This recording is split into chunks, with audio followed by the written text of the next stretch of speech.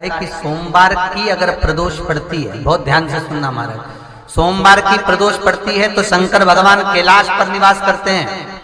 जिस प्रदोष व्रत का हम वर्णन करते हैं, जिस प्रदोष के दिन का आपको बधाई कल हमने दी थी कि प्रदोष की आपको बधाई हो, प्रदोष शाम का जो समय होता है, प्रदोष काल जो होता है, उसका वर्णन जब हम करते हैं, ये प्रदोष की पूजन का विधान किसने बनाया, ये प्रदोष की पूजन का नियम किसने बनाया, ये प्रदोष की संध्या काल का, प्रदोष के समय का पूजन का विधान कौन बनाया, ये प्रदोष के समय पर एक बेलपत्र चढ़ाने का विधान किसने बनाया, प्रदोष के समय पर एक समीपत्र चढ़ने का विधान किसने बनाया, प्रदोष के समय पर अगर मान लो कोई भिखारी से भिखारी व्यक्ति भी है जो ठेला चला रहा है, उसके पास में खाने के लिए कुछ नहीं है, फटे कपड़े पहन रहा है, उसकी जिंदगी में कुछ भी नहीं बचा और कर्जे में लदालूम हो गया, एक चावल का दाना अगर वो प्रदोष के दिन, प्रदोष काल में शाम के समय पर शंकर के शिवलिंग पर चढ़ा देता है तो 3 या 4 प्रदोष में उसका कर्जा चूकना प्रारंभ हो जाता है। प्रदोष का विधान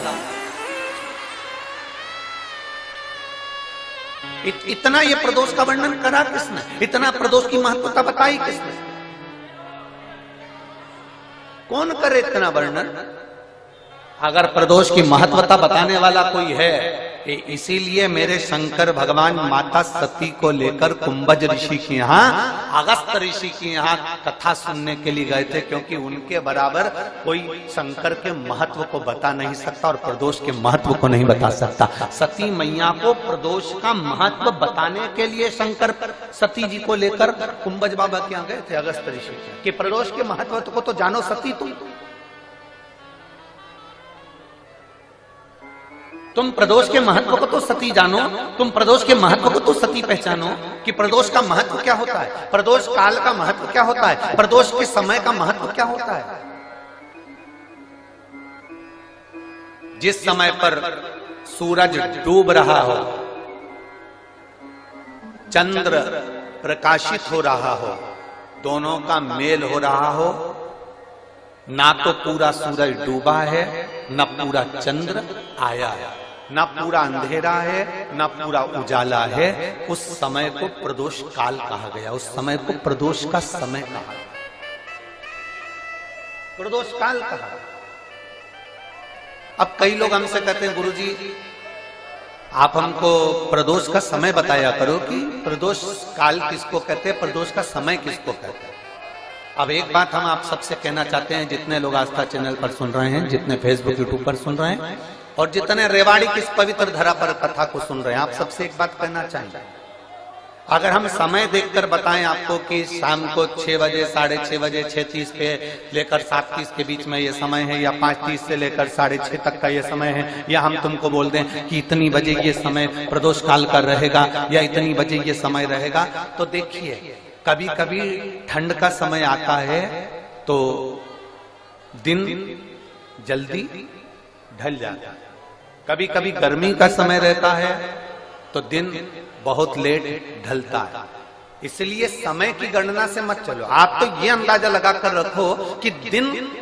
ढल रहा हो, अंधेरा होना शुरू हो रहा,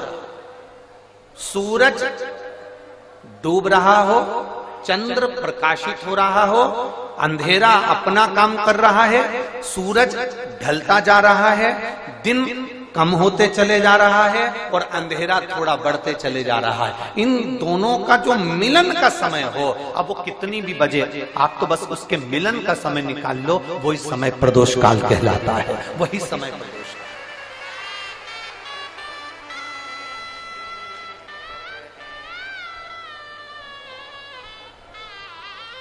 अब प्रदोष काल की पूजन का विधान किसने बनाया, कोई आपसे पूछे तो क्या बताओगे, जम के बोलो जल्दी से,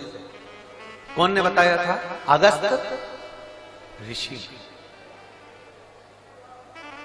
सब मान लो सोमवार का प्रदोष है, मान लो गुरुवार का प्रदोष है, तो प्रदोष में मैं क्या खाऊं,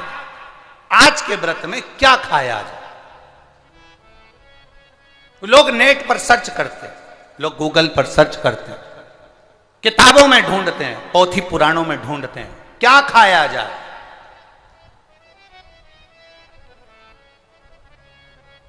हम क्या खाएं जिससे भगवान हमारे व्रत को स्वीकार करे और हमारे व्रत को स्वीकार करे और हमें दर्शन दे, हम क्या खाएं। हमारा तो केवल इतना सा निवेदन है, किसी भोले व्यक्ति का, किसी गरीब व्यक्ति का धन मत खाओ, प्लाट मत खाओ, उसका पैसा मत खाओ। अगर तुमने उसका प्लाट नहीं खाया, उसका पैसा नहीं खाया, उस गरीब व्यक्ति का, उस भोले व्यक्ति को तुमने धोखा देकर कुछ अगर खा लिया तो समझ लो कि भगवान तुम्हें माफ नहीं करेगा। तुम कुछ खाओ चाहे मत खाओ, पर किसी सीधे, किसी भोले और किसी गरीब व्यक्ति का हक मत खाओ, तुम्हें व्रत का फल मिल जाए, तुम्हें व्रत का फल प्राप्त हो जाएगा। हम क्या, मंगलवार की प्रदोष पड़ती है तो शिव काशी में निवास करते हैं, बुधवार की प्रदोष पड़ती है तो शिव रजत भवन में निवास करते हैं, गुरुवार की प्रदोष पड़ती है तो शिव गंगा के स्थल पर निवास करते हैं, शुक्रवार की अगर प्रदोष पड़ती है तो शिव नीलकंठ पर विराजमान होते हैं, शनिवार की अगर प्रदोष पड़ती है तो शिव शमी के वृक्ष के नीचे रहते हैं, और रविवार की जब प्रदोष पड़ती है तो शिव बेलपत्र के पेड़ के नीचे निवास करते हैं। महाराज, ये एकादशी शंकर से कह रही है कि आपका स्थान ये नहीं कि आप कैलाश पर मिले, उस बार को, उस तिथि के दिन, उस अनुकूल।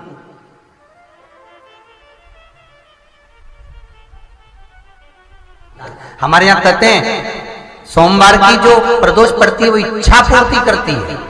मंगलवार की प्रदोष रोग से मुक्ति देती है, बुधवार की प्रदोष कामना की पूर्ति करती है, गुरुवार की प्रदोष शत्रुओं का नाश करती है, शुक्रवार की प्रदोष सुख और शांति देती है, शनिवार की प्रदोष संतान का सुख देती है, और रविवार की प्रदोष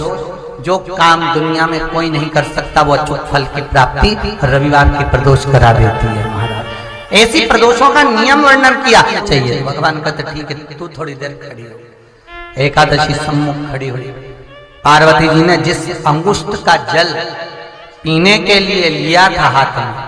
बस पीने ही वाली थी, शंकर भगवान ने वही हाथ में जल लेकर एकादशी के हाथ में उसको देकर कहा, ले, ये मेरे द्वारा निर्मित एक व्रत है जिसे त्रयोदशी के दिन तूने मांगा है, मैं तुझे देता हूँ। आज इस व्रत का फल मैं तुझे प्रदान करता हूँ। अब तू जिस जीवात्मा को लेकर जाएगी उसका पाप प्रबल नहीं होगा।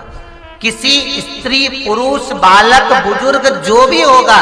जिसने प्रदोष का व्रत करा होगा, वो जीवात्मा को तू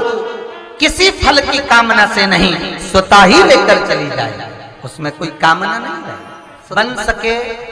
जीवन में 11 प्रदोष या 26 प्रदोष करने के बाद आप उसका उद्यापन कर विराम भी दे सकते,